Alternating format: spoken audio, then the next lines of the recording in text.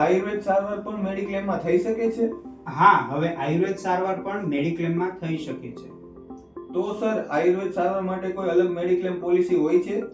આયુર્વેદ સારવાર માટે અલગ પોલિસીની જરૂર નથી. તમારી જ પોલિસીમાં આયુષ કવર હોવું જરૂરી છે. તો સર, આયુષ કવર એટલે શું? આયુષ કવર એટલે કે આયુર્વેદ અને અલ્ટરનેટિવ ટ્રીટમેન્ટ કે જેમાં તમે આયુર્વેદ પંચકર્મ સારવાર કરાવી શકો. સર, મારી પોલિસીમાં આયુષ કવર તો છે, પણ મારે આયુર્વેદ સારવાર લેવી હોય તો શું કરવાનું?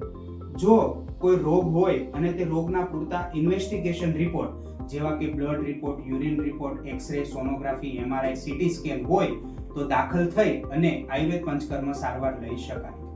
તો સર, એમાં દાખલ થવું જ પડે? સારવાર લઈને ઘરે જતા રહીએ તો ના ચાલે? ના, એમાં દાખલ થવું જરૂરી છે. સર, આમાં તો આપણે રીએમ્બર્સમેન્ટમાં જ ફાઇલ મૂકવાની રહેશે ને?